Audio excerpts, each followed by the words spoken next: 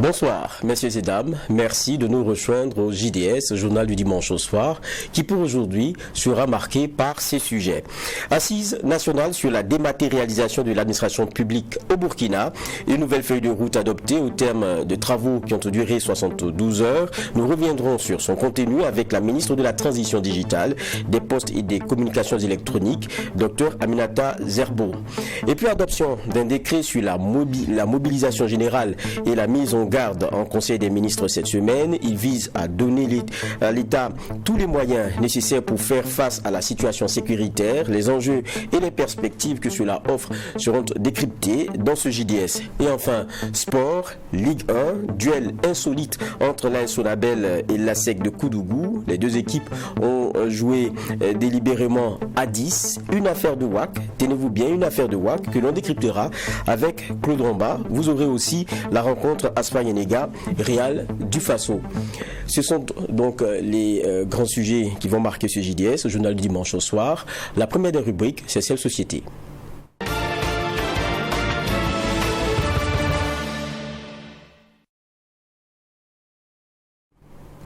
Nous l'annoncions en titre, les assises nationales sur la dématérialisation de l'administration publique ont refermé leurs portes jeudi dernier à Ouagadougou. La rencontre a regroupé, il faut le préciser, des acteurs de l'écosystème numérique composés de représentants de l'administration publique, du secteur privé, de la société civile et des collectivités territoriales. Les réflexions et les échanges ont duré donc 72 heures et ont été sanctionnés le 13 avril par l'adoption d'une feuille de route de la dématérialisation. Le point dans ce élément avant un échange. Après 72 heures de travaux sur la dématérialisation, les participants ont adopté une feuille de route.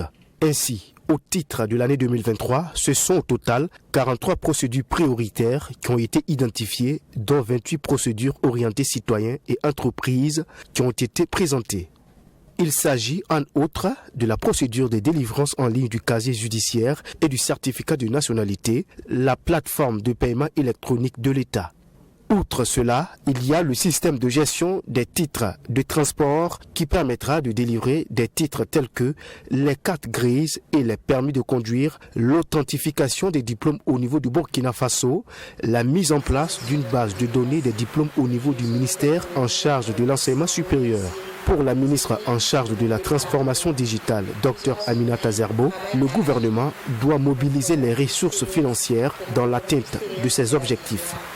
Déjà, ces assises sonnent la mobilisation générale et nous avons pu le voir, tous les acteurs sont mobilisés et les réflexions de ces 72 heures ont permis en tout cas d'identifier les mécanismes sur différents aspects et nous pensons que nous allons mobiliser toutes les ressources humaines mais également financières et matérielles pour atteindre cet objectif-là.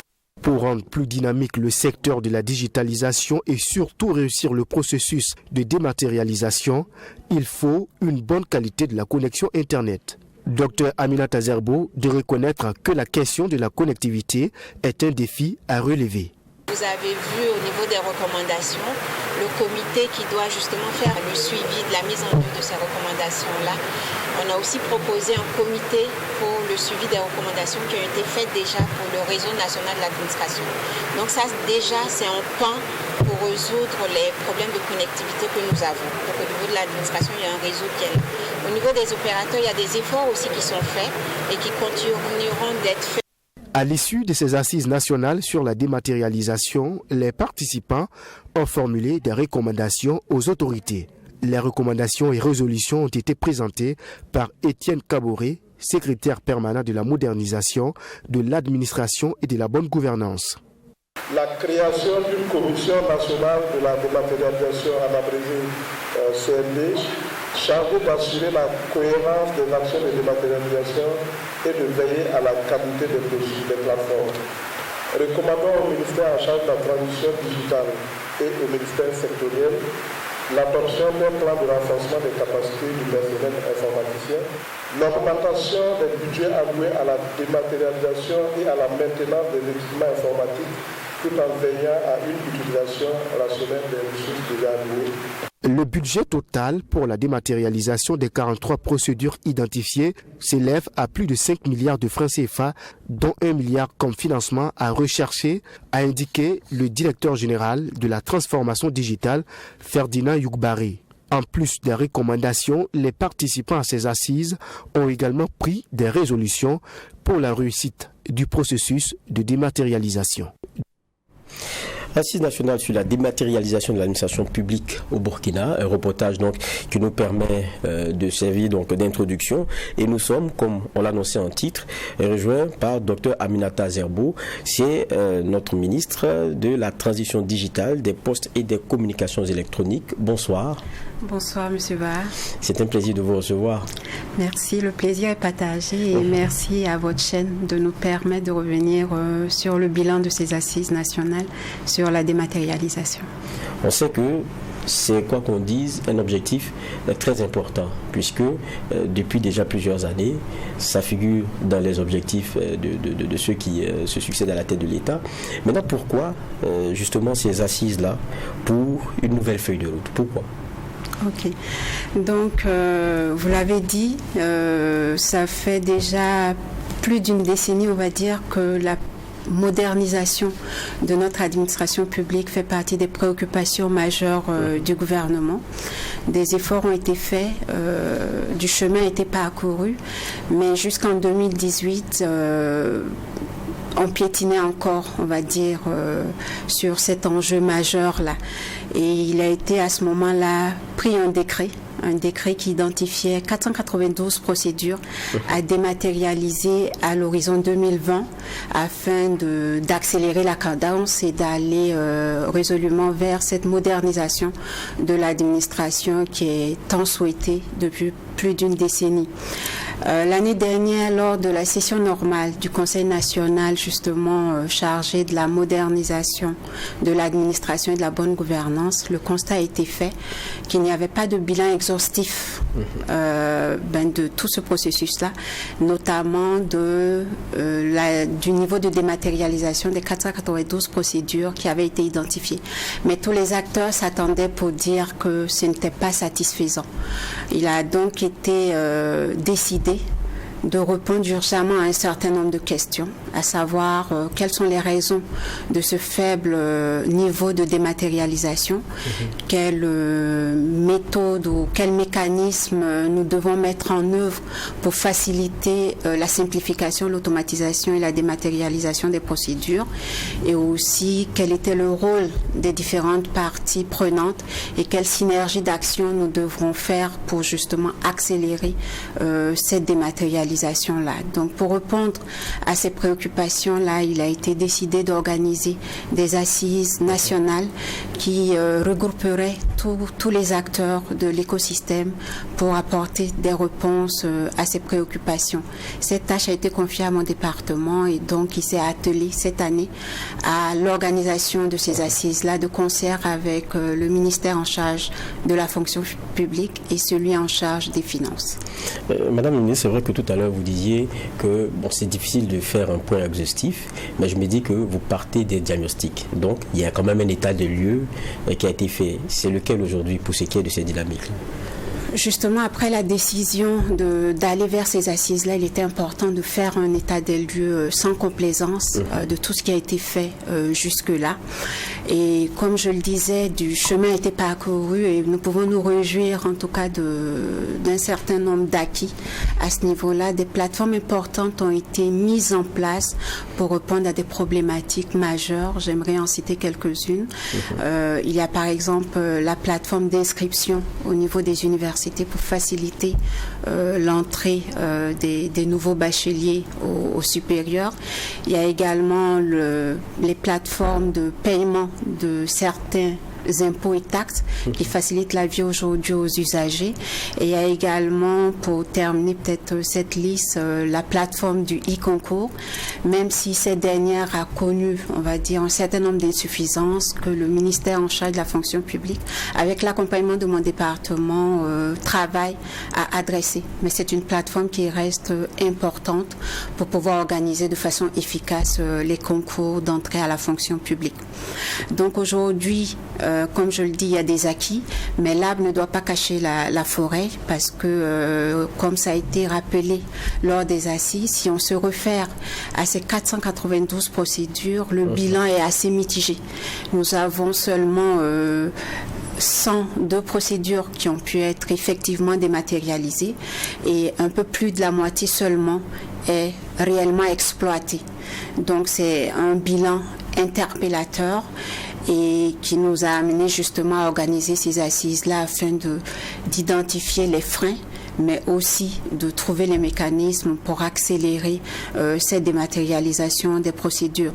Je reste optimiste à notre capacité à y arriver au vu de la mobilisation de tous les acteurs et également aux conclusions auxquelles nous sommes parvenus lors de ces assises-là. Justement, on est à près de 500 procédures, 5 ans, le bilan est mitigé. Vous parliez des freins. Quels sont ces freins-là qui ont été identifiés justement? Au niveau, il y a plusieurs facteurs qui expliquent en fait peut-être ce bilan mitigé comme vous le dites.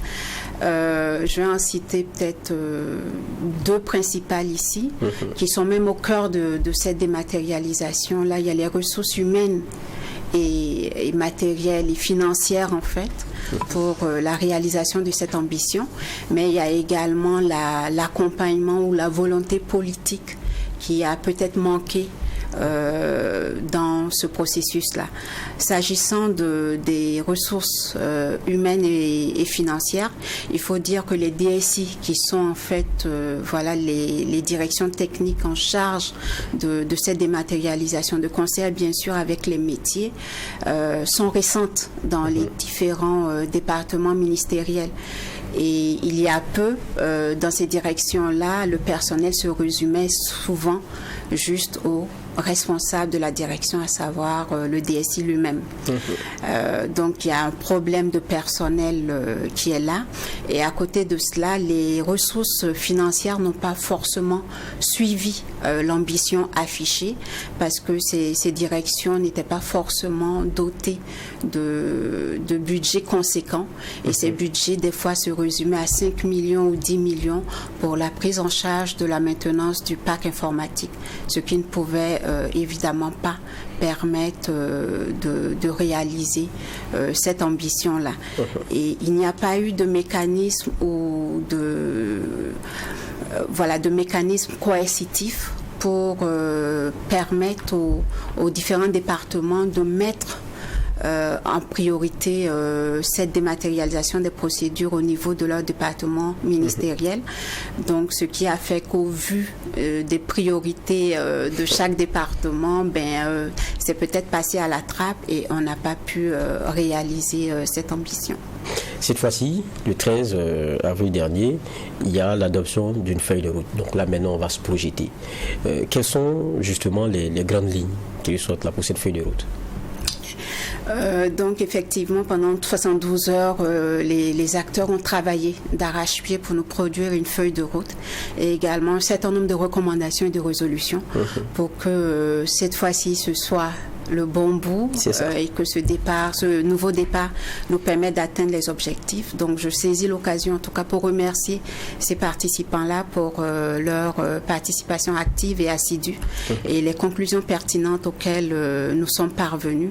Je profite également de remercier les ministres, mes collègues ministres chargés de la fonction publique et également chargés des finances et tous mes autres collègues du gouvernement pour leur mobilisation avant et pendant les assises et également remercier leurs excellences, le président de la transition et le Premier ministre pour leur accompagnement, leur engagement et leur présence effective à ces assises-là. Je pense que c'est un témoignage de leur engagement à ce processus-là et ça galvanise encore plus les acteurs et ça leur demande, ça les interpelle à redoubler d'efforts pour pouvoir atteindre les objectifs. Et je pense également que ça rassure nos concitoyens sur la place qu'accordent les plus hautes autorités à ce que on puisse leur délivrer des services publics de qualité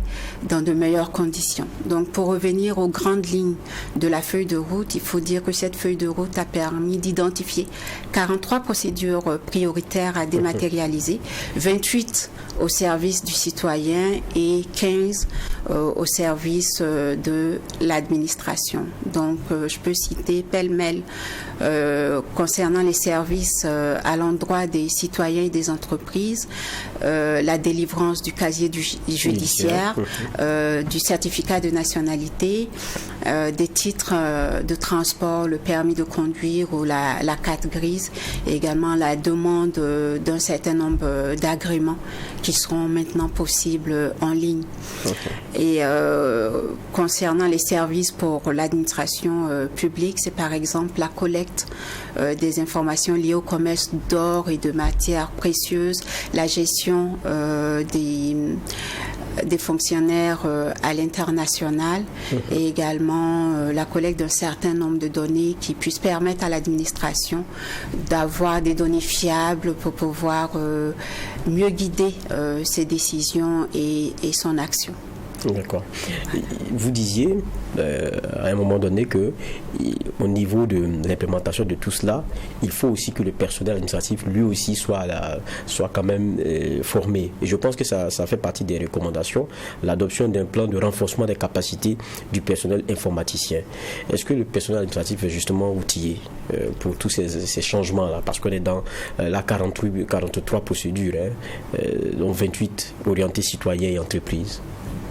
Oui, je le disais tantôt qu'on avait un problème au niveau des ressources humaines de IT de l'administration. Donc, c'est un problème en termes de quantité, en termes de nombre d'informaticiens. Ça veut dire qu'il faut recruter également en termes de qualité. Des efforts ont été faits parce que nous avons pu recruter dernièrement autour de 150 informaticiens qui ont été affectés dans les différents départements, mais le besoin reste criard. Donc, il y a encore en perspective un recrutement massif justement d'informaticiens afin de pouvoir soutenir cette ambition du gouvernement.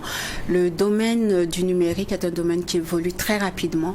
Donc, les informaticiens, peut-être un peu plus que d'autres agents des autres secteurs d'activité de l'administration ont besoin de pouvoir se former en continu pour pouvoir justement relever les défis et atteindre les objectifs. Donc c'est une préoccupation réelle dont nous prenons bonne note. Mais il faut dire que les ressources allouées à cette ligne pour les besoins de formation continue sont insuffisantes. Donc il y a des initiatives que nous avons entreprises afin justement de pouvoir mobiliser des ressources et pouvoir de façon systématique former nos IT pour qu'ils puissent justement relever ces défis-là. Et à côté de cela, il faut dire qu'eux-mêmes ont reconnu la disparité des technologies qui sont utilisées, qui ne facilitent pas justement la mobilisation de toutes les ressources présentes, ni leur mobilité au sein de l'administration. Donc ça aussi, c'est une préoccupation qui va être adressée afin de pouvoir harmoniser un peu plus les choses et permettre à ces ressources-là de pouvoir être mobilisées plus efficacement.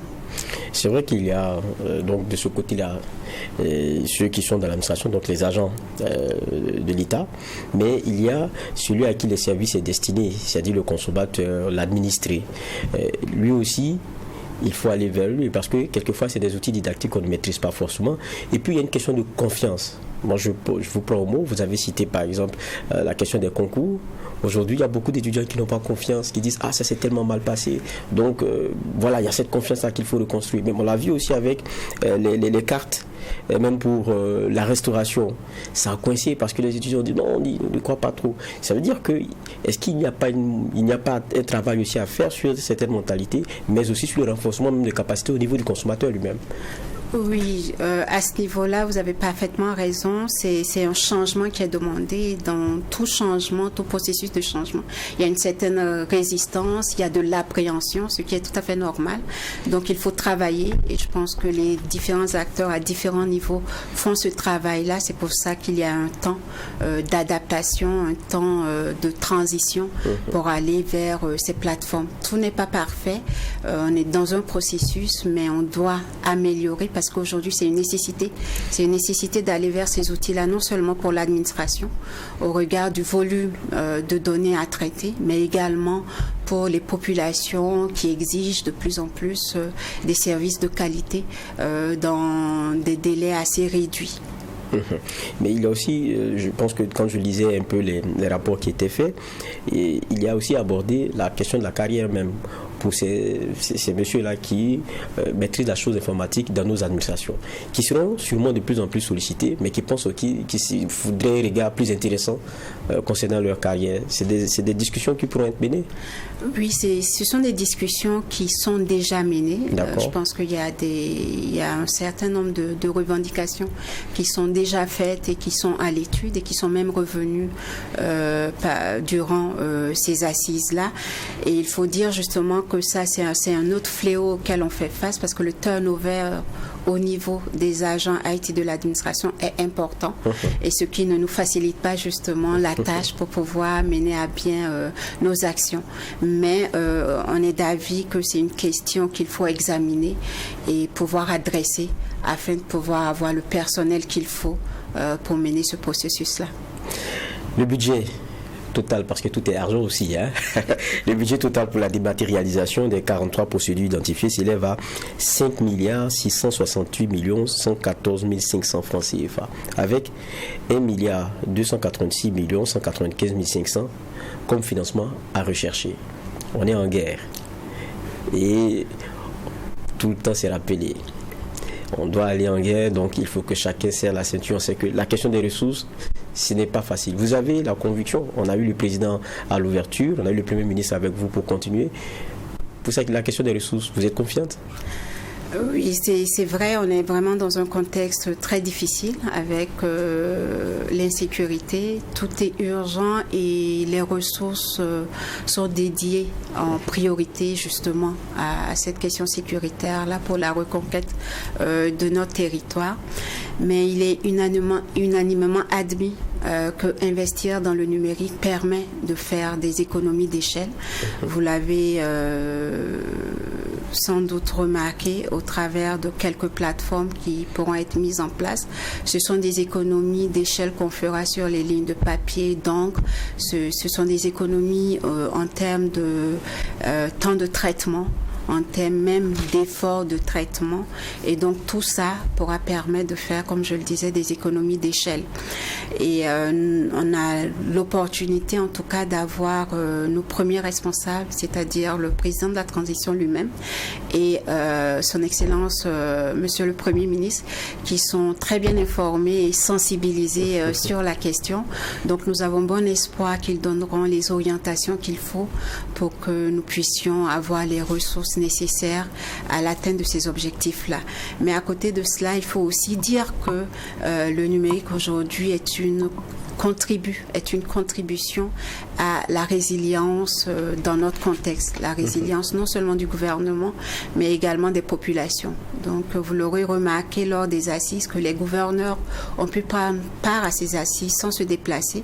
C'est déjà une économie en termes de frais de mission, mais également une réduction des risques liés à leur déplacement sur la capitale, et c'est un gain énorme en temps et en productivité pour eux, parce que juste après l'ouverture, ils pouvaient être sur place pour traiter leurs dossiers. Donc, il y a tous ces aspects qu'il faut prendre en compte. Mais nous travaillons également à notre niveau à mobiliser les ressources qu'il faut. Nous sommes donc déjà engagés dans cette recherche de financement. Nous avons à ce jour pu mobiliser 1 milliard pour soutenir cette ambition. Et nous avons les partenaires techniques et financiers qui sont également sensibles à cette thématique, à cette question, qui nous promettent en tout cas leur accompagnement. Donc nous avons bon espoir de pouvoir mobiliser les ressources qu'il faut. D'accord. En tout cas, la feuille de route elle est adoptée. c'est la mise en œuvre. On va vous souhaiter une bonne mise en œuvre et souhaiter que ça se passe bien. Merci à vous et permettez-moi en tout cas de dire encore merci à tous les participants et d'inviter tous les acteurs de l'écosystème, que ce soit au niveau de l'administration, mais également le privé qui reste un acteur majeur, un partenaire pour la réussite, en tout cas de la mise en œuvre de cette feuille de route-là, à rester mobilisés et engagés afin que nous puissions relever le défi. Il y a également des défis que nous n'occultons pas, notamment la question de la connectivité. Qui fait actuellement débat sur les réseaux sociaux. Il y a 2 pans à ce niveau-là. Il y a déjà la connectivité au niveau de l'administration. Vous avez vu dans l'élément que la question est revenue. Elle est ressortie, oui. Et à ce niveau-là, il y a déjà des initiatives pour renforcer le réseau national de l'administration, donc pouvoir doter l'administration d'infrastructures qui puissent soutenir cette ambition et les préoccupations, le débat qui a lieu actuellement, nous le suivons de près, nous l'entendons. C'est sur les coûts. Des mesures, pardon. C'est sur les coûts aussi. C'est sur les coûts et la qualité. D'accessibilité. Exactement. Et c'est important dans la dynamique dans laquelle nous sommes parce qu'il faut pouvoir permettre justement à nos concitoyens de pouvoir accéder à ces services en ligne là dans de bonnes conditions et à des coûts abordables. Donc c'est un débat légitime que nous suivons de près et avec justement l'autorité de régulation, nous pensons pouvoir adresser cette question très rapidement et espérons une amélioration significative des choses. D'accord. Merci bien, Madame la ministre, d'être passée. Docteur Aminata Zerbo, je rappelle que vous êtes ministre de la Transition digitale, des Postes et des Communications électroniques. Merci à vous. Ça a été un plaisir de vous recevoir. On va continuer, nous, le JDS, et comme nous sommes dans la partie société, on va partager un reportage. C'est sur le refus de pièces lisses et billets de banque détériorés. C'est un phénomène courant entre vendeurs et acheteurs. Toutefois, un billet de banque, et il est bon à savoir, même abîmé, ne perd pas sa valeur et est échangeable gratuitement dans les agences bancaires. Et selon la réglementation monétaire, aucun citoyen n'a le droit de refuser un billet tant qu'il n'est pas détecté comme faux, et seule la BCEAO a le pouvoir de certifier la qualité d'un billet. Les services gratuits d'échange de billets abîmés est devenu donc le business de certains jeunes qui se frottent les mains. Pourquoi les commerçants refusent-ils des billets détériorés? Comment se passe justement ce business de change de billets de banque abîmés? Et puis que dit la réglementation monétaire? Un reportage là-dessus vous êtes proposé par Sanata Siré et c'est maintenant. Le billet de banque usagé ou déchiré est parfois source de tensions entre vendeurs et acheteurs. Cependant, il faut savoir que le refus des billets de banque sous prétexte qu'il est déchiré, usagé ou scotché est une méconnaissance de la réglementation en la matière. Il ressort de cette loi qu'aucun citoyen ne doit refuser un billet de banque sous aucun prétexte, sauf s'il est détecté comme faux. Une loi qui ignore beaucoup de personnes ici au Burkina Faso. Madi Belem est boutiquier au quartier Songnaba de la ville de Ouagadougou. Il dit refuser ses billets de banque usagés car il est difficile souvent pour lui de les faire circuler à son tour. Parce que souvent il y a des numéros qui sont déchirés et des pièces qui sont lisses. Et souvent j'ai des difficultés sur ça et je refuse de prendre ça. Souvent si je récupère ça, il y a des gens qui refusent de prendre aussi et je ne sais pas comment je vais faire avec. Donc souvent je refuse de prendre. Il y a un monsieur qui est venu me donner ça et l'argent était un peu déchiré et j'ai donné ça à quelqu'un, il est parti, il est revenu, cette billet là ne passe pas donc et la personne est revenue ici donc j'étais obligé de changer ça et puis garder ça ici. Ça, je ne savais pas, comme j'ai appris qu'on peut échanger ça donc souvent ici des clients viennent et des clients viennent donc je vais prendre ça. Et puis, comme je sais qu'on peut échanger ça sans problème, donc moi aussi, je ne vais pas refuser de prendre ça maintenant. Tout comme lui, ils sont nombreux les citoyens qui ignorent la loi monétaire. Elvis Soubaïga, lui, par contre, accepte les billets de banque usagés et pièces de monnaie lisses dans sa boutique. Pour lui, cela ne pose aucun problème du moment où il parvient à les écouler plus facilement avec les grossistes. Voilà, si on part pour payer les matériaux, là-bas maintenant on arrive à écouler les billets, sinon les clients refusent. Chez les grossistes, on arrive vraiment à écouler les billets. Souvent c'est énervant. Parce que c'est ce que je dis là, c'est les clients qui amènent les pièces. Même les billets, ce sont les clients qui amènent ça. Maintenant, si tu veux échanger encore contre un autre client et puis la personne refuse là, bon, nous on ne fabrique pas l'argent. C'est les clients qui amènent. Maintenant, si tu veux les donner la monnaie, mais ils refusent. Souvent, c'est pas facile. Voilà. Souvent, il y a des moments vraiment on ne s'entend pas. Toutefois, certains font recours à ceux qui échangent les billets des banques usagées contre une somme donnée. Nous nous sommes donc entretenus avec ce monsieur qui travaille dans le domaine des échanges des billets mutilés depuis 2016. Un business qui lui permet de subvenir à ses besoins et s'occuper de sa petite famille.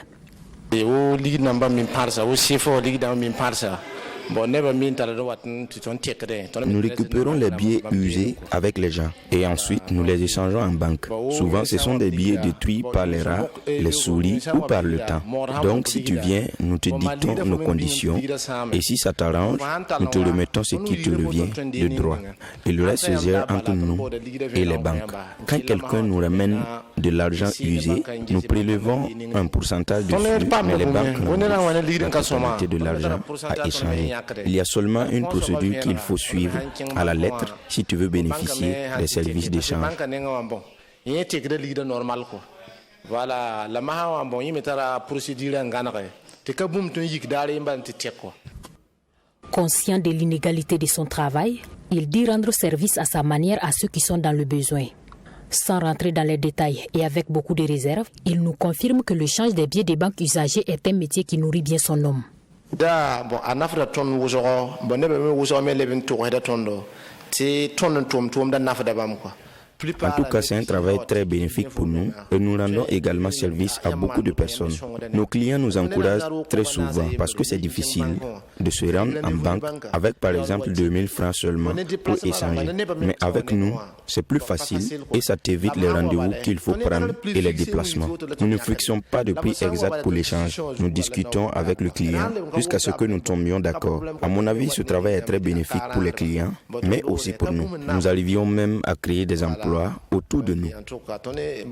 Nous avons souvent affaire aux personnes qui régulent ce secteur-là et nous nous retrouvons même de temps en temps au commissariat. Il y a de cela un mois, ces personnes ont arrêté un de mes employés et sur place, j'ai dû expliquer comment nous procédons et il a été libéré. Sinon, les policiers nous interpellent très souvent, mais il y a certains, après explication, et on m'interpelle très souvent dans certaines provinces, car je me promenais avec un micro pour dire aux gens que j'échange de l'argent usé. Je partais à Bobo, Banfoura, Nyawologo, Houndé, Boromo et Koudougou.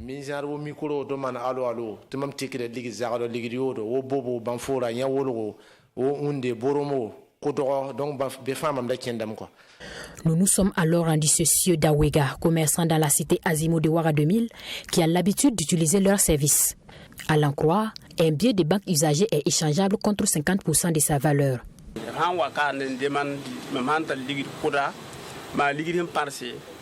Ils viennent ici très souvent et quand ils arrivent, je leur donne mes billets de banque déchirés ou usés pour qu'ils les échangent. Et c'est en contrepartie de la moitié de l'argent. Si je donne 500, je prends 250. Et si je remets 1000 francs, je prends 500. Si je ne fais pas ça aussi, cet argent ne me servira pas. Surtout les femmes. Elles ne nous facilitent pas la tâche. Ce sont elles majoritairement qui refusent l'argent déchiré ou usé, sinon les hommes ne tiennent pas compte.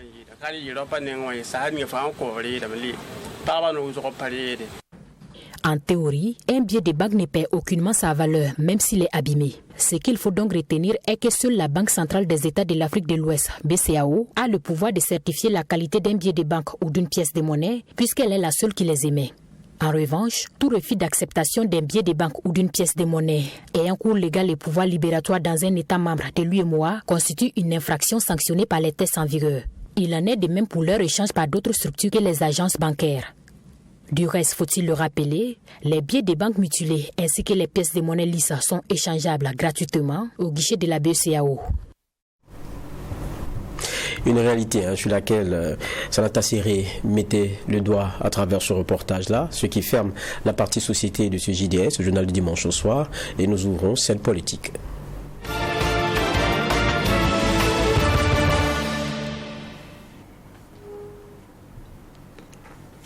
Et nous allons nous intéresser à l'adoption d'un décret, celui sur la mobilisation générale et la mise en garde en Conseil des ministres, donc adopté cette semaine. Il vise à donner à l'État tous les moyens nécessaires pour faire face à la situation sécuritaire.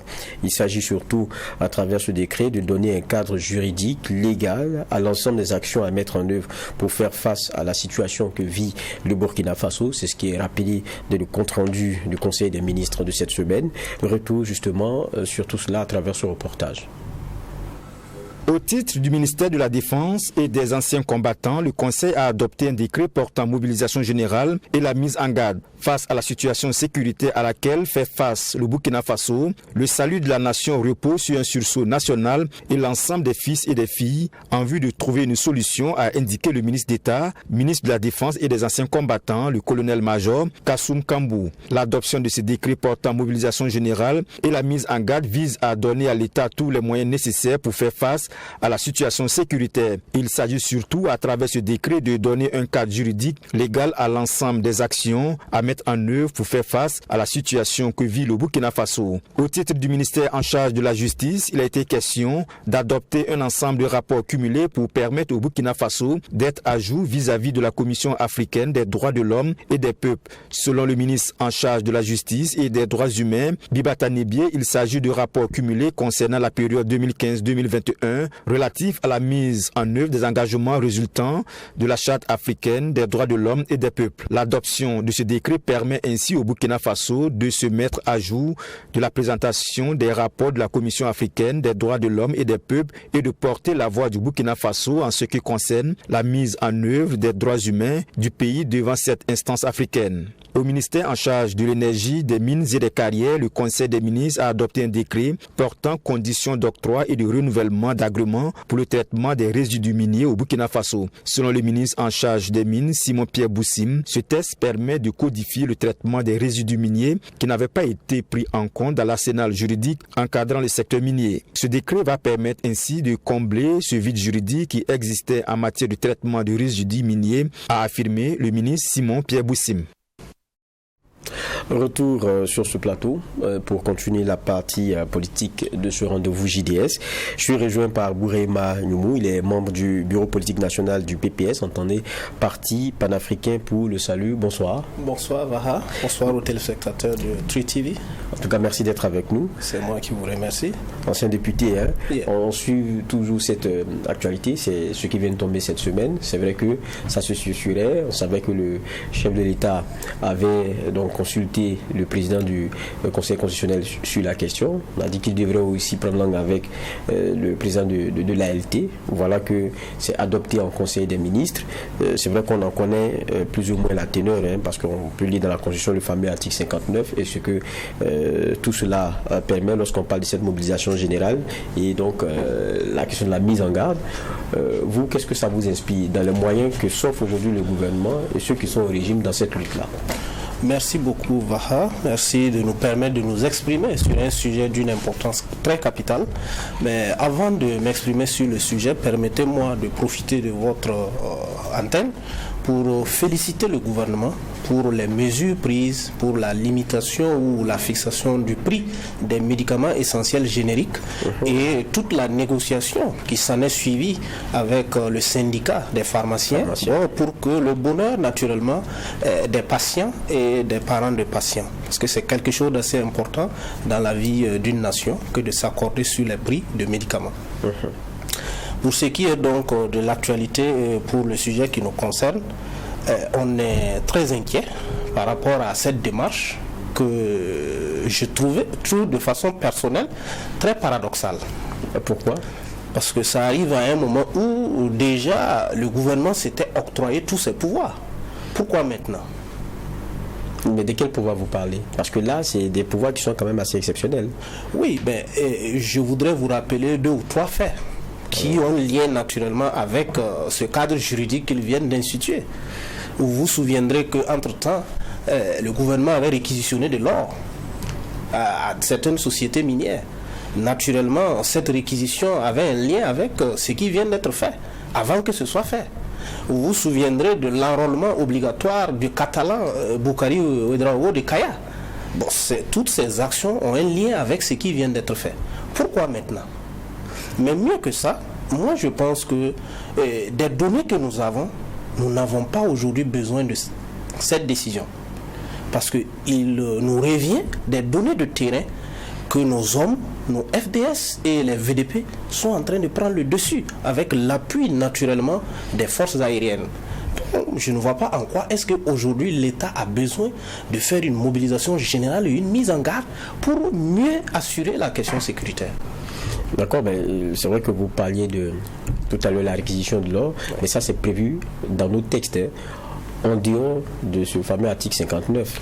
Oui, naturellement. Ce que je suis en train de vous dire, que peut-être c'est que ce qu'ils viennent de faire et ce qui leur permet de pouvoir disposer de tout ce qui est sur le territoire burkinabé pour faire la lutte. Non, ce que je veux dire, en fait, c'est que la question de la réquisition de l'or, c'est prévu dans d'autres textes. C'est pas la question de l'article 59, et encore que c'est bien encadré. Il y a la contrepartie qui doit être donnée et tout. Ça, c'est d'autres textes qui les encadrent. Non, naturellement. Mais vous savez que c'est comme si on a une disposition minime et une disposition beaucoup plus large vient prendre ça en compte. C'est de ça que je suis en train de parler. Mais là où peut-être que vous ne voyez pas où je veux en venir, c'est qu'aujourd'hui nous sommes en train de gagner la guerre. Je dis bien selon les informations qui nous reviennent du terrain. Mais pourquoi autant de mesures qui viendraient peut-être à contraindre le peuple ou les populations à restreindre toute leur liberté du moment où on est en train de gagner la guerre? C'est la question du pourquoi maintenant. Voilà. D'accord. Et bien en même temps, quand on voit, il y a eu l'avis, je ne sais pas si on va dire du président du Conseil constitutionnel ou bien c'est du Conseil constitutionnel lui-même. En tout cas, ça ressemble au Conseil constitutionnel lui-même puisqu'il y a plusieurs signatures sur d'abord le contexte, ce qui est invoqué pour qu'on en arrive à la question de la mobilisation générale et de la mise en garde. Je pense que c'est bien encadré. Il y a les institutions qui sont, quoi qu'on dise, en ballottage. Il y a la question de l'insécurité qui fait que c'est une question de survie pour ce qui est de l'État. Il y a beaucoup d'éléments qui ont été égrenés. Et c'est quand même le Conseil constitutionnel qui a regardé, qui a donné son avis. Oui, mais vous comprendrez avec moi que le Conseil constitutionnel fait ce que le gouvernement veut et fait ce que le président de la transition veut. Sinon, vous vous souviendrez, les pouvoirs sont bien... Ah bon? Vous vous souviendrez, juste après la prise du pouvoir, d'abord du MPSR 1, il y a eu la prestation de serment qui était très contestée dans l'opinion. Ensuite, le MPSR 2, qui a fait la prestation de serment contestée. Donc, je suppose qu'aujourd'hui, demander l'avis du président du Conseil constitutionnel, c'est vraiment, ça passe comme une lettre à la poste. Donc, pour moi, c'est pas ça qui fait de la chose ce qu'elle est. Voilà, on prend le pouvoir par un coup d'État et on prête serment, et le Conseil constitutionnel valide. Mais donc aujourd'hui, demander l'avis du Conseil constitutionnel, c'est vraiment du revers de la main. Mais est-ce que ce qui est évoqué, vous ne le partagez pas? Le contexte dans lequel nous sommes, les réalités qui sont partagées sur un Burkina qu'il faut préserver parce que il est touché jusque dans son âme. Est-ce que c'est ça? Mais Vaha, vous ne voyez pas le paradoxe? Nous sommes en train de gagner la guerre. Je suis en train d'attirer votre attention sur ce que nous suivons à travers vos collègues de la RTB, à travers ce que nous suivons sur les réseaux sociaux. Nos hommes sont en train de gagner la guerre. Pourquoi se contraindre autant? Ça a quelle importance maintenant? Je peux comprendre que peut-être au temps du pouvoir politique de Roch-Marc Christian Kaboré, où on avait un territoire perdu à près de 60%, oui, on pouvait prendre des mesures comme ça. Mais aujourd'hui, on est en train de gagner la guerre. À moins que je me trompe, ou à moins que le peuple n'ait pas la vérité. C'est ça. Sinon, je ne vois pas en quoi est-ce qu'il est nécessaire de faire la mobilisation générale et de faire, que je dirais, la mise en garde. Pourquoi? Pour quelle raison? Bon, il est dit de façon très claire qu'il s'agit surtout à travers ce décret de donner un cadre juridique légal à l'ensemble des actions à mettre en œuvre pour faire face à la situation que vit le Burkina Faso.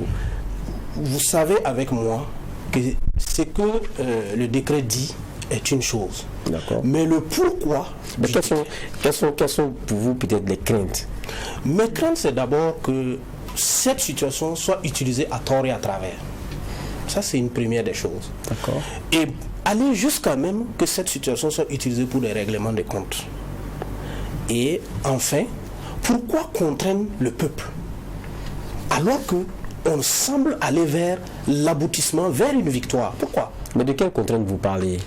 Quand on te dit qu'il y a une mobilisation générale, toi, Vaha et moi, nous sommes sur le plateau, demain on peut nous demander d'aller au front. Voilà, c'est une contrainte. Je ne suis pas à l'origine militaire. Je n'ai pas choisi d'aller au front, bien que... Certains vous diront qu'on est en guerre. Non, bien que... Et qu'on on est à un niveau tel que, bon, tout le monde devrait pouvoir participer. Une nation prépare toujours la guerre. C'est pour ça qu'on a une armée. Quand j'étais plus jeune, je voulais être gendarme. Peut-être que je n'étais pas suffisamment intelligent pour être gendarme. J'ai fait 2 fois le concours, je n'ai pas eu. Donc j'ai choisi d'être nutritionniste et aujourd'hui, je me plais bien. Mais celui qui a choisi d'être gendarme ou militaire savait bien qu'il doit faire la guerre. Mais quand il n'y a pas la guerre, il fait autre chose en attendant que la guerre arrive. Donc pour moi, ce n'est pas une surprise ce qui se passe. Les militaires devaient prendre leurs responsabilités et nettoyer ça pour nous. C'est comme ça que moi je vois ça. Donc on n'a pas besoin de dire, bon, va, alors tu es journaliste, il faut que tu es au front. Ou bien, bon, Younou, tu es nutritionniste, il va au front. Ou bien, X est un cultivateur, il va au front. Non, en ce moment, ça pose problème. Parce que l'armée est là pour défendre le territoire. Et les entités de l'armée sont là, chacun avec son rôle. La police, la gendarmerie, les bérets rouges, les bérets bleus, chacun avec son rôle. Non, ce que vous dites, c'est intéressant. Mais en même temps, vous êtes ancien député. C'est sous vous qu'est passée la loi qui concerne les VDP. C'est-à-dire qu'à un moment donné, vous-même vous êtes rendu compte que la seule offre purement de personnes de tenue militaire et autres, ça ne suffisait plus. Il fallait maintenant que les populations elles-mêmes soient engagées dans cette lutte-là. C'est vous qui avez amené la question des VDP. Et peut-être même que ça n'avait pas été bien fait. Et aujourd'hui, on en est à une adhésion beaucoup plus forte que par le passé. Donc, je ne comprends pas que vous disiez aujourd'hui que non, le citoyen lambda n'est pas apporté quoi que ce soit, que c'est le militaire. Alors, Vaha, j'ai été des députés qui ont voté la loi sur les VDP. Je suis d'accord. C'est comme une famille et chacun a un rôle. Si c'est ta femme qui doit faire la cuisine, si à un moment donné ta femme ne sait pas faire la cuisine ou ne peut pas préparer, tu peux d'aller louer un cuisinier pour venir vous faire la cuisine. Est-ce pour autant que vous n'allez pas manger? Mais ça serait bien un échec de ta femme de n'avoir pas joué son rôle. Donc pour moi, nous avons voté la loi sur les VDP. C'est bon, il n'y a pas de problème, nous l'avons voté. Mais au fond, ça exprime un échec de notre armée. Sinon, on ne devrait pas faire appel à des civils pour venir défendre la nation. Pendant qu'on a une armée constituée depuis plus de 40 ans, sinon je dirais même depuis plus de 50 ans. Donc pour moi, si on a fait la loi sur les VDP, tant mieux.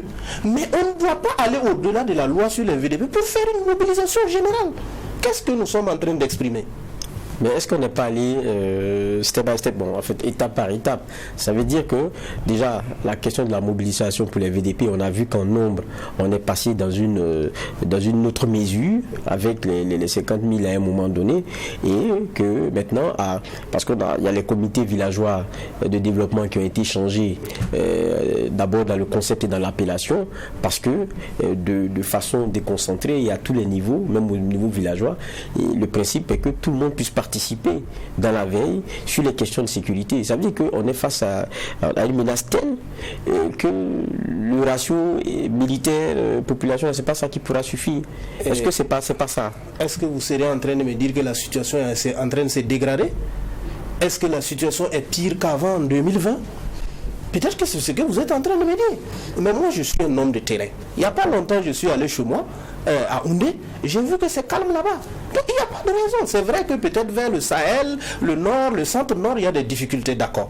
Mais est-ce que la situation est pire qu'avant 2020? En fait, c'est là où je me pose la question sur toutes ces mesures-là, mobilisation générale, mise en garde, bon, VDP, brigade de veille, comité de veille. Bon, je me pose la question sur la nécessité de la conjugaison de toutes ces initiatives. Alors que nous avons des vecteurs aériens qui abattent les terroristes à longueur de journée. Donc quand on me pose la question, pour moi, la situation est sous contrôle, la situation est en train d'être maîtrisée et nous avons tous intégré que le message est le même. Déposer les armes ou vous allez périr. Quand on vous écoute, on a l'impression de vous entendre dire que on va dire, le pouvoir additif que le gouvernement ou ceux qui nous gèrent aujourd'hui s'accordent, ce n'est pas pour le terrain, ce n'est pas pour le front. Je ne comprends pas. Bon, moi je dirais non, c'est pas pour le front. Mais c'est pourquoi alors? Ben, c'est à eux de nous dire le front. C'est à eux de nous. Si c'est pour le front, je dirais que les informations qui nous viennent du front ne sont pas justes. Si les informations sont justes, tout le monde est tranquille, y compris ceux qui vivent dans les zones à défi sécuritaire. Parce que à longueur de journée, nous entendons les frappes, nous entendons la destruction donc je dirais des camps de terroristes, des terroristes qui meurent par centaines. Donc pour moi aujourd'hui, les terroristes ne sont pas plus nombreux que notre armée. C'est vrai que nous sommes dans une situation d'une guerre asymétrique avec des méthodes non conventionnelles, mais quand même aujourd'hui, après 8 ans dans cette guerre, je crois que nos hommes maîtrisent la situation. Avec les nouvelles acquisitions que le gouvernement a pu se faire, notre armée maîtrise la situation. Donc il n'y a pas de raison, il n'y a pas de raison fondamentale qui nous amène à prendre des dispositions contraignantes de ce niveau. C'est le niveau de la contrainte qui me pose problème. D'accord, on le comprend donc assez. Mais est-ce que ce n'est pas l'homme politique aussi qui parle? Parce qu'on sent que depuis un certain temps aussi, pour les messieurs que vous êtes, on va pas dire que c'est pas le grand confort. Hein. Oui, naturellement, on nous a dit de nous taire en attendant que la guerre finisse. Donc on s'est tu, mais nous ne manquons pas de faire des propositions si c'est nécessaire. C'est pourquoi nous suivons avec la plus grande attention les opérations qui se mènent sur le terrain, et par endroits, si on a la possibilité de contribuer, nous contribuons. Mais ce n'est pas pour autant, quand on nous dit de nous taire, qu'on se tait jusqu'à nos derniers retranchements, jusqu'à ce qu'à un moment donné, on ne puisse même plus sortir de chez nous, à plus forte raison parler. C'est ça aussi. Donc il faut qu'à un moment donné, quand même qu'on se dise un minimum, que le gouvernement nous dise clairement, est-ce que c'est vraiment pour la cause du terrain qu'on prend ces mesures, ou est-ce qu'il y a autre chose derrière? Mais ça a été dit. Non. Peut-être que c'est vous qui n'y croyez pas. Ça a été dit. Mais l'argument ne convainc pas. Moi, ça ne me convainc pas. Bon, est-ce que vous êtes convaincu, ça c'est autre chose. Mais moi, je suis convaincu de la victoire que nous sommes en train de gagner sur le terrain. Okay. Mais je ne suis pas convaincu de l'argument qu'on me donne. Ou bien, l'argument qu'on me donne est vrai, mais les informations qui viennent du terrain ne sont pas vraies. C'est un choix à faire. D'accord. Voilà, si la situation est plus difficile qu'avant, bon, on comprend la mesure. Mais si la situation est telle que le reportage et tout ce qu'on reçoit comme information, alors nous, on ne comprend pas réellement la position du gouvernement qui est assez ambiguë d'ailleurs. D'accord, je pense qu'on comprend donc votre position. Bourema Nyoumou, je me rappelle que vous êtes membre du bureau politique national du PPS, Parti panafricain pour le salut. Et justement, et ça sera peut-être ma dernière question. C'est pour beaucoup, hein, quand on regarde, en tout cas, c'est pas comment est-ce qu'on peut aller au-delà en termes de pouvoir qui soit donc aujourd'hui dans les mains des décideurs. Mais en définitive, est-ce qu'il ne faut pas leur faire confiance? Est-ce que ce n'est pas plutôt une question de confiance? Parce qu'il y a une chose est que vous ayez un certain pouvoir, l'autre chose c'est qu'est-ce que vous en faites. Oui, mais j'ai même brossé un peu ça. J'ai dit on a une crainte. Il ne faudrait pas que ce pouvoir qu'on donne, ce niveau de pouvoir qu'on donne au gouvernement, soit à un moment donné utilisé pour des règlements de comptes, utilisé à des fins peut-être personnelles. C'est de ça qu'il s'agit. Mais ce qui est important, nous suivons la démarche du gouvernement depuis très longtemps. D'accord. Parce que le gouvernement fait un peu de vagues. Ils vont là, ils viennent là. Bon, ils ont un modèle un peu atypique. Ça devait être un pouvoir d'exception. Du moment où c'est un coup d'État. Mais on a préféré peut-être faire un modèle mixte.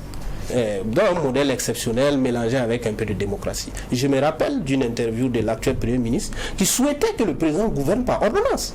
Si le président était resté dans cette logique, tout type de décision n'allait pas poser problème à quelqu'un.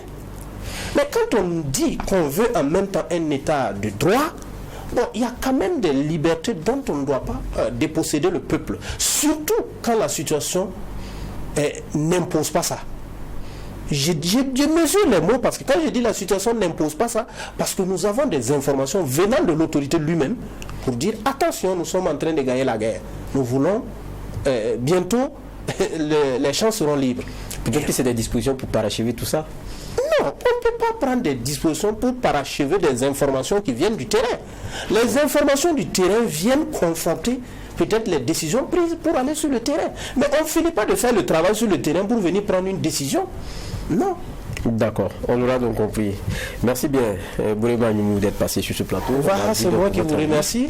Merci aux téléspectateurs de True TV et Watt FM. D'accord, vous êtes membre du bureau politique national du Parti panafricain pour le salut. Et on est revenu donc sur ce décret pris cette semaine sur la mobilisation générale et la mise en garde en Conseil des ministres. Nous allons terminer avec la dernière ligne droite de ce JDS, journal dimanche soir, et c'est du sport.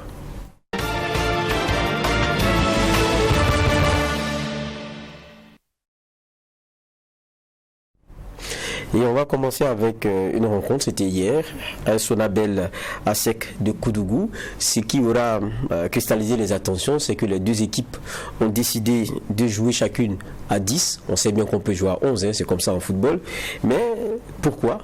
C'est une affaire de WAC. Et je vous dis une affaire de WAC assez anecdotique. Et ça se passe dans le championnat burkinabé. On y va et après on va échanger. Du nouveau pour la rubrique insolite du championnat national de Ligue 1, lors de l'opposition entre l'AS Sonabel et l'ASEC de Koudougou, comptant pour la 26e journée, le public a en effet assisté à une drôle de scène, les deux formations ayant délibérément décidé de débuter la partie à 10. Ainsi, Walid Gira, le dossard 25 des électriciens, et Alassane Belem, le 15 des commerçants, pourtant titulaires, ont passé près d'une heure en dehors du champ de jeu. Un scénario qui ne prendra fin qu'à la 60e minute. Tactique ou mystique, Adama Balima, le coach de l'AS Sonabel, a la réponse. C'est tactique ou mystique. On avait besoin de beaucoup d'espace pour pouvoir jouer. Donc on a créé cet espace des deux équipes. Dieu merci, ça marche. Vous allez rébelloter? Si l'adversaire, ça dépend de ce que l'adversaire va nous proposer. Contrairement à son homologue de l'AS Sonabel, l'entraîneur de Koudougou, Bourema Kabouré, a esquivé la question avec tact. Bon, franchement, dis-moi, je n'ai rien compris. J'ai vu qu'il y a un joueur de l'autre côté qui est resté sur le banc. Il y a un de mes joueurs aussi qui est resté sur le banc. C'est à la mi-temps, j'essaie à comprendre pourquoi ils sont restés sur le banc. Je dis non, il y a l'autre côté là-bas. Donc, bon. Bref, je ne sais pas ce qui s'est passé. À la deuxième mi-temps, il est rentré. Mais est-ce que vous avez compris? Vous avez cherché à comprendre si vous avez compris pourquoi? Je n'ai rien compris. Jusqu'à présent, je n'ai pas compris pourquoi mon joueur est resté sur le banc, pourquoi le joueur aussi est resté sur le banc. Je n'ai rien compris. Pour revenir au jeu, il faut dire qu'on n'a pas assisté à une belle partie. Toutefois, les électriciens parviennent à regagner la pause avec une longueur d'avance. À la réception d'un centre venu de la droite, Abdul Aziz Traoré dévance Anissé Atangana et trompe Mamadou Diakité, le dernier rempart de la SEC de Koudougou. 1-0 en faveur de l'AS Sonabel alors qu'on joue la 24e minute. Ce score tiendra du reste de verdict de la première période.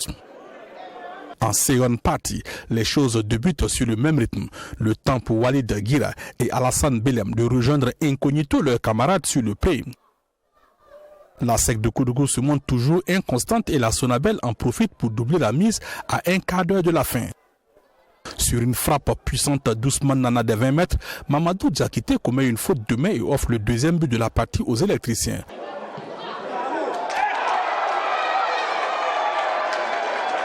2-0 en faveur de l'AS Sonabel qui n'en demandait pas tant. Oui, vraiment, après un moment, parce qu'il fallait cette victoire pour qu'on puisse continuer le combat. Voilà, parce qu'on était sincèrement dû au but. Donc, il fallait réagir. Dieu merci, la femme qui réagit. Vraiment, félicitations. Pour la SEC de Koudougou, on ne pouvait espérer mieux. Les joueurs ayant passé plusieurs jours à ne pas s'entraîner afin de réclamer des reliquats de primes et des arriérés de salaire. Voilà, ça fait 2 semaines qu'on ne s'est pas entraîné. Donc on se retrouve aujourd'hui, on joue un match.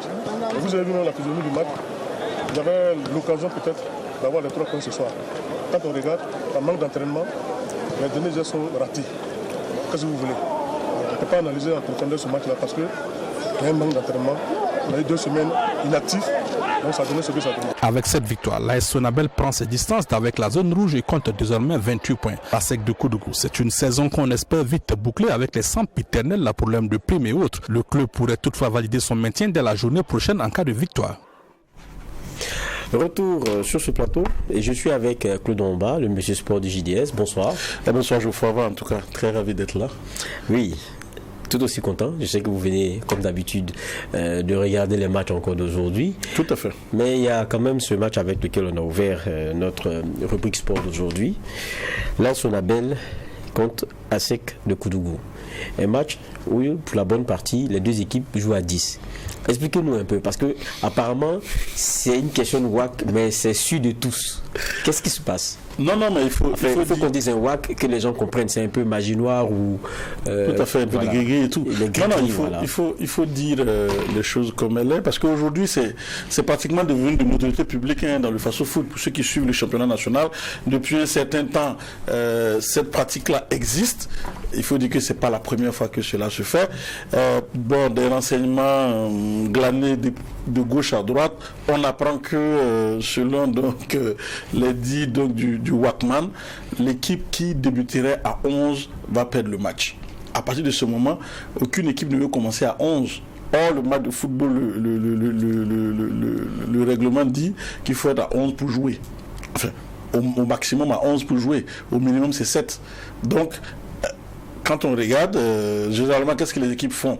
Parce qu'elles se surveillent mutuellement pour voir si éventuellement vous êtes dans cette disposition-là.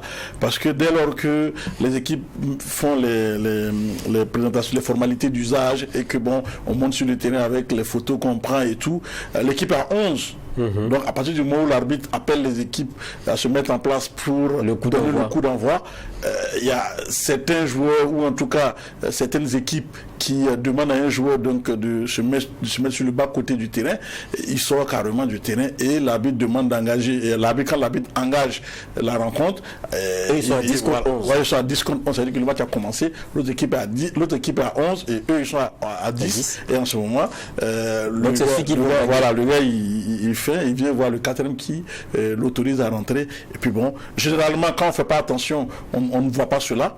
Voilà, puisque ça ne prend que quelques secondes. Sauf que souvent aussi, tu as l'impression que les deux équipes voient le même WACMAN. Et donc s'ils voient le même WACMAN, la prescription est pareille.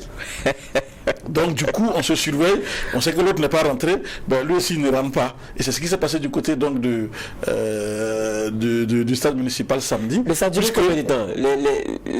Non, ça a duré... Les 11e qui ne voulaient pas rentrer. Ils ont joué toute la première période de jeu à 10.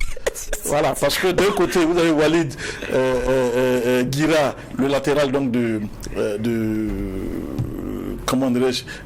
la Sonabel qui n'est pas rentré, et vous avez aussi Alassane Belem du côté de Koudougou aussi qui n'est pas rentré. Donc ils se sont regardés mutuellement, chacun fait d'être blessé ou en tout cas rester à côté de son staff technique jusqu'à ce que la Sonabel a ouvert la marque vers la 26e 27e minute et ils ont joué comme ça jusqu'à la pause et de retour des vestiaires. Après l'équipe qui est menée va prendre des initiatives et donc la SEC a été obligée de défier cette parole ou en tout cas cette prescription mystique là pour essayer de revenir au score. Et dès que Belem est rentré, Walid aussi est rentré pour compléter à 11 contre 11. Mais on peut dire que ce que le WACMAN a dit s'est réalisé puisque la SEC a été la première équipe à jouer à 11 et la SEC a perdu 2-0. Donc quand on voit sur le gardien qui se méprend carrément sur la frappe. Est-ce que quelque part c'est pas le fait du WACMAN qui est passé par là ou peut-être que c'est la frappe de Ousmane Nana qui était assez lourde et qui a chauffé les gants du gardien. Dans tous les cas, le verdict est là, 2-0 pour l'AS Sonabel et évidemment ça fait que on peut dire que le WAC a gagné. Maintenant, est-ce qu'il faut croire en ça? Moi je dis c'est une question de croyance. Voilà, c'est une question. Et puis ça va le mental. C'est un apport. Pour moi, c'est un apport psychologique. Voilà, si vous êtes dans cette disposition-là, que ça peut apporter un plus psychologiquement à votre équipe, tant mieux. Mais si vous êtes dans cette disposition-là et que ça ne marche pas, qu'est-ce qu'on va dire? Parce que je verrais mal en Coupe d'Afrique des Nations une équipe vouloir commencer à 10 ou en tout cas les deux équipes jouer à 10 parce que l'autre ne rentre pas. Parce que quand vous faites toute la préparation tactique et toute la préparation pendant toute la semaine vous jouez à 11, c'est vrai que vous pouvez jouer à 10 mais ça c'est dans un cas exceptionnel. Mais là vous jouez à 11 et vous faites et là vous décidez volontairement de jouer à 10. Je pense aussi que le WAC peut apporter psychologiquement, mais à ses limites. Il faut aussi tenir compte donc de l'aspect scientifique de la chose pour dire que nous sommes entraînés à 11, voilà le schéma de jeu que nous avons mis en place. Si les tactiques sont respectées et que les joueurs obéissent à ce qui a été travaillé et que voilà, on a un peu de baraka aussi, ben voilà, ça peut peut-être donner cette victoire-là. Mais comme on dit en Afrique, quand même si on est en Afrique, il faut qu'on se dise certaines vérités. Le football est devenu professionnel. Et quand je le dis, ça ne veut pas dire que certains autres conditionnements qui sont de l'œuvre de travailler sur les esprits, même un entraîneur, un coach, c'est ce qu'il fait. Il vient, il booste ses gars. Et il vient, il joue, il donne le meilleur d'eux-mêmes. Donc il y a le mental qui joue pour beaucoup. Maintenant, je dis c'est un sport professionnel. On ne peut pas être un entraîneur et puis accepter de ne pas jouer à 11 juste parce que le Wakman a dit ceci ou cela. Dans ce cas, les entraînements qu'ils font, c'est pourquoi. Autant que le Wakman vienne prendre la place du coach et puis on va avancer. Sinon, c'est pas sérieux. C'est votre façon de voir. Mais aujourd'hui, c'est vrai que ce que vous dites... Je veux dire, de là à commencer à jouer toute une minute à 10, quand même, ça ne peut pas se comprendre. Je suis tout à fait d'accord. Mais il y a eu, il y a 2 ans de cela, on a joué un match de Coupe du Faso. On a joué les 90 minutes à 10 contre 10 jusqu'au tir au but. Voilà, personne n'est rentré. On a dit la même chose. Voilà, le même Wakman. Donc, c'est pas la première fois. On a vu ça, on a même terminé la rencontre à 10. Donc, c'est arrivé. Maintenant, ce que vous dites, l'entraîneur, quand tu discutes avec les entraîneurs off, mais l'entraîneur te dit, moi, je ne crois pas en ça. Mais je suis face à une situation où j'ai la pression des dirigeants qui me disent, on doit faire ça. Je fais comment? Si je refuse et qu'on a un résultat contraire, ben évidemment, je suis viré. Regardez ce qui s'est passé tout de suite. Les 2 équipes se battent pour le maintien. Bon, c'est vrai que la SEC a un degré moindre, mais l'AS Sonabel, imaginez que l'entraîneur de l'AS Sonabel ne respecte pas ces dispositions tactico-mystiques là, et que l'AS Sonabel perd. Mais il est viré le lendemain. Donc, il est obligé de se dire, bon, comme les gens y croient, comme mes dirigeants y croient, et comme c'est ce qu'on m'a dit, ben on va essayer de mettre ça en pratique. Tu ne joues pas tant que l'autre ne rentre pas. Parce que si tu rentres et que je perds ce match-là, ben je suis viré. Non pas par comment dirais-je, par un élément qui permet donc de vérifier cela, mais parce qu'on m'a dit que je n'ai pas respecté comment dirais, les consignes de dirigeants. Donc il y a ça aussi. Ils disent qu'ils ne croient pas. Mais en même temps aussi, il y a quand même cette pression des dirigeants sur eux. On a vu plusieurs entraîneurs qui ont perdu leur poste parce qu'ils n'ont pas voulu respecter ces consignes-là. Voilà, on ne va pas citer de nom parce qu'après on va se faire... mais on a vu au Burkina ici, sur plusieurs clubs où les gens ont dit non. Écoutez, c'est comme ça, c'est parce qu'on n'a pas fait ça qu'on a perdu. C'est parce qu'il n'y a pas eu ça qu'on a perdu. À partir de ce moment-là, l'entraîneur aussi est mis sous pression. Et aujourd'hui, dans cette situation où on dit, on a vu, comment dirais-je, des chèvres sur le terrain du stade du Joseph Konombo. Avant même la rencontre, on a vu, comment dirais-je, soit, vous appelez ça comment on appelle ça, des beignets ou du mil. Ou voilà, tout ça sur le terrain. Des sacrifices, comme on dira. Donc les gens y croient, les gens ils le font. Donc par rapport à ça, qu'est-ce qu'on fait? Est-ce qu'on dit que ça n'existe pas? Je ne pense pas, mais je pense que c'est un apport psychologique. Mais je suis d'accord avec vous qu'on ne doit pas mettre cela au détriment donc, du jeu, ou en tout cas fausser le... Il faut dire Wakman que le match de football se joue à 11. Et que s'il doit faire son WAC, il doit tenir compte donc des 11 joueurs pour faire son WAC. Parce que s'il fait le WAC pour dire... Je pense que partout il ne pourra pas avoir la chance. Parce qu'en Coupe d'Afrique des Nations, vous ne pourrez jamais le faire. Non, mais ça se comprend aussi. Et puis ce n'est pas seulement... on croit, seulement ce notion, on a vu l'affaire Pogba qui a fini par nous révéler que même le maraboutage existe. Le maraboutage, c'est un peu partout. Bon, voilà, c'est pris en compte. Je ne sais pas si ça existe parce que, bon, c'est comme le chrétien ou le musulman ou en tout cas, je dirais, le croyant qui, lui, a sa foi. Vous n'allez jamais lui demander de démontrer sa foi. Il y croit. Voilà, c'est la foi, il n'a pas besoin de démontrer. Et eux aussi, ils ont foi. Pour ceux qui pratiquent cela, ont foi en cela. C'est aussi une autre forme de religion qu'il faut peut-être respecter. Mais je dis, aujourd'hui, avec les moyens modernes de choses, mais ça se comprend.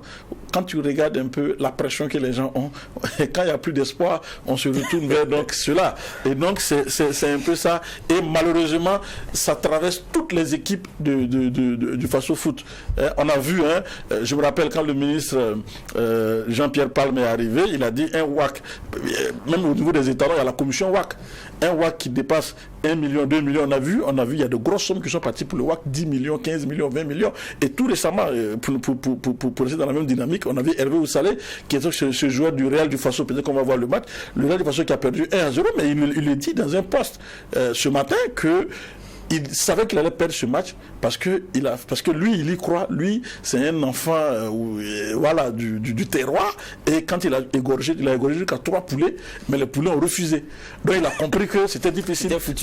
Il a égorgé le 4e poulet. Il fallait attendre le 4e poulet pour accepter. Mais il a compris que le match a été travaillé plus.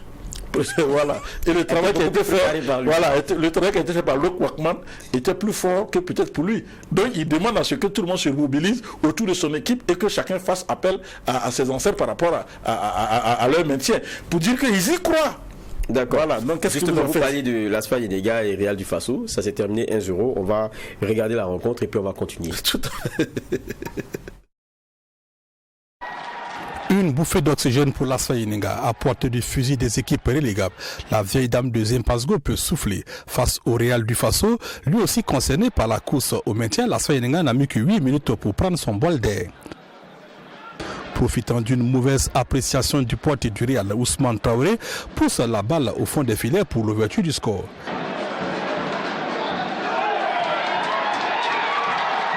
Un avantage que la vieille dame conservera jusqu'à la pause. Le retour de la période d'oxygénation, le Real du Faso pousse mais se heurte à la solidité de la défense asfazienne. Il faut le dire, l'Asfa Yenega aura fait preuve d'une grande force de caractère dans cette rencontre. Bon, comme vous le dites, ça nous soulage vraiment. Alors, c'est les gars du même tableau. Alors, je pense que ces 3 points sont vraiment nécessaires. Alors, je vais dire bravo à ces garçons qui se sont vraiment battus. Alors, jouer avec des académies comme ça, c'est compliqué. Alors, vous voyez comment les gars jouent au ballon. Alors, donc le problème était de ne pas les laisser jouer au fait, de presser pour les empêcher de jouer. Même tant bien qu'on a pu le faire, mais souvent, c'est pas simple. Donc je vais dire bravo aux garçons. Alors ça a pu passer. Pour le Real du Faso, c'est une mauvaise opération. Le club se retrouvant dorénavant 15e et premier relégable. Vous avez vu le match, on a mieux joué que l'adversaire, mais dans ce stade de la compétition, j'espère qui a bien joué, je sais qui a gagné, puisque nous sommes dans le bas du tableau, donc toutes les équipes là se valent. Maintenant, ceux qui sont plus déterminés, ceux qui ont beaucoup de chance, vous avez vu ce soir, c'est un but gars qu'on a encaissé. Et généralement, quand tu encaisses des buts comme ça, c'est difficile à remonter. Donc on a essayé en tout cas de remonter, on a fait des changements. On a multiplié le jeu, mais ça n'a pas marché. Et on va accepter la défaite. Malgré ce classement peu enviable, le Real du Faso peut encore se sauver. Le coach Mouni Kwanda a même déjà la recette. C'est des finales. Vous savez, on a 23 points, c'est pas évident. Ceux qui sont devant nous, et nos poursuivants immédiats, ils ont plus de 4 points. Devant nous, 3 points, c'est les faux. Mais ce qui est sûr, on va se battre. Avec cette victoire, l'Asfa Yenega conforte sa 12e place au classement avec ses 28 points. Elle qui pourrait parler maintien en cas de victoire lors de la 27e journée face à l'USFA. Pour le Real du Faso, la tâche s'annonce compliquée. Il faudra remporter les 4 dernières rencontres pour s'assurer de disputer la Ligue 1 la saison prochaine.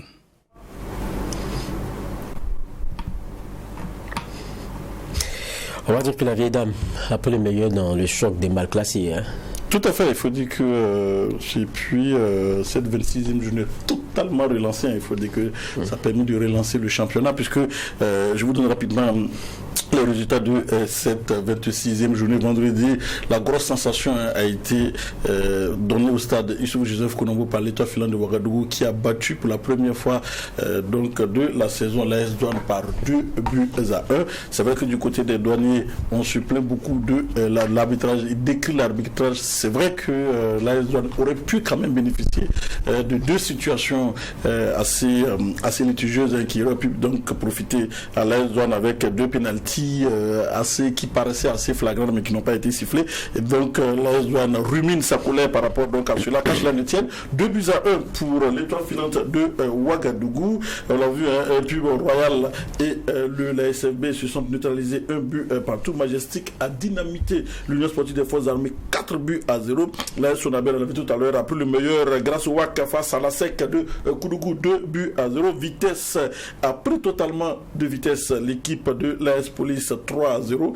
Real de Dufaso a perdu face à l'ASFA 1-0. Le RCB et le Raimo se sont quittés dos à dos, 1 but partout, et Salitas a pris le meilleur tout à l'heure du côté donc du stade Issoufou Joseph Konombo sur l'équipe du RCK, 2-1, ce qui fait qu'au classement nous avons l'AS Douanes qui est premier avec 55 points, suivi toujours de Salitas, désormais maintenant avec 3 points, puisque Salitas a 52 points. Troisième Vitesse 46 points, quatrième Raimo 42 points, cinquième RCB 40 points, sixième Majestic 36 points, septième RCK 35 points, huitième RCB 33 points, neuvième USFA 32 points, et dixième la SEC de Koudougou 32 points, Royal et 11 et 30 points, suivi donc de l'ASFA 28 points, 13e la Sonabel 28 points également. L'étoile filante de Ouagadougou est 14e avec 26 points, sort de la ronde de relégation. Les deux qui y sont réels du Faso 23 points, qui peut encore se sauver. Et c'est fini pour l'AS Police qui est définitivement en division inférieure. Et l'AS Police, malgré cela, est qualifié pour les demi-finales de la Coupe du Faso qui vont se jouer ce week-end.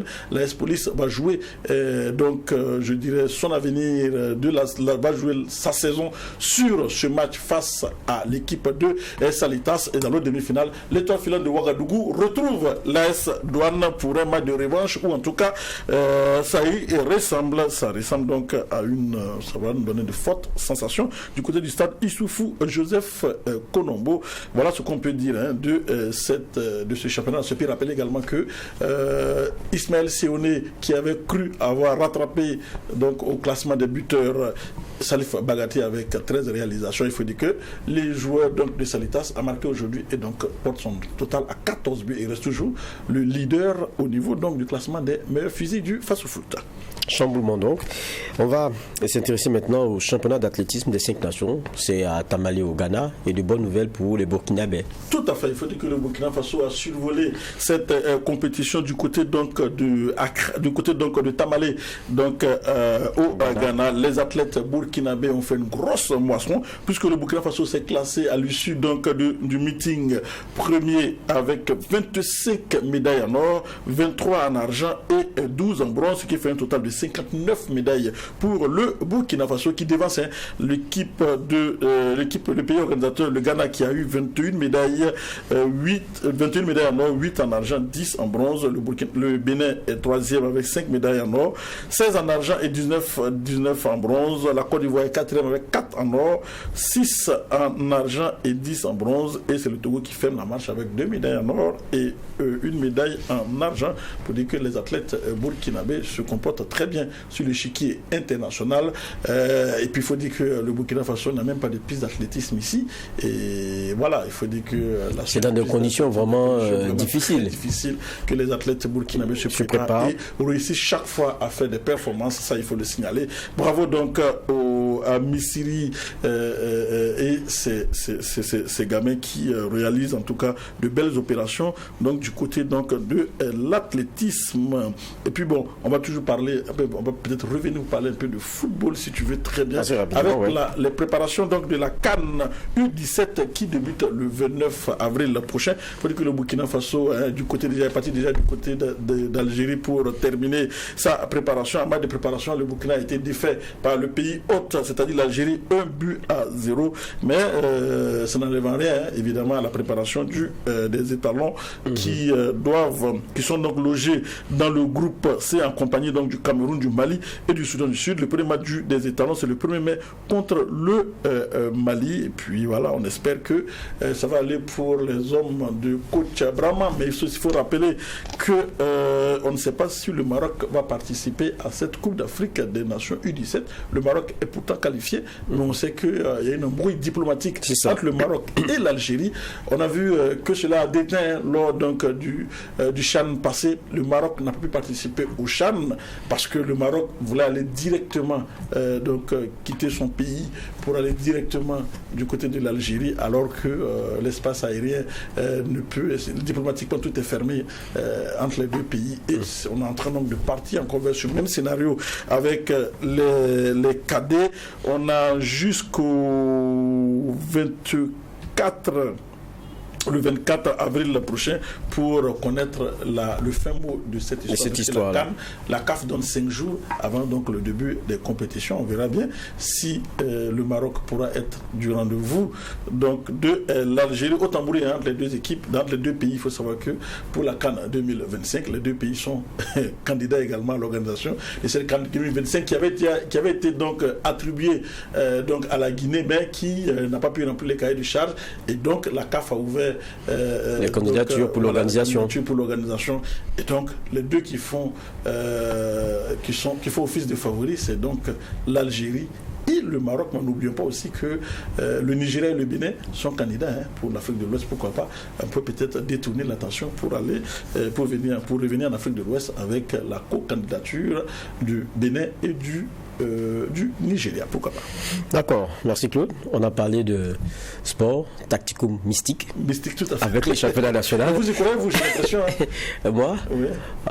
Mais ça existe, donc on sait. Voilà, en tant que bon africain, n'est-ce pas? Il faut y croire. Et on a parlé des championnats aussi d'athlétisme avec nos nationaux qui sont allés au Ghana, à Tamale, 25 médailles. Encore félicitations. Merci Claude Omba d'être passé sur ce plateau du JDS pour nous entretenir sur les questions sport. C'est fini aussi pour ce journal du dimanche soir que j'ai pris plaisir à présenter. On prend ici maintenant congé de vous en espérant se retrouver dimanche prochain. Et d'ici là, portons-nous bien.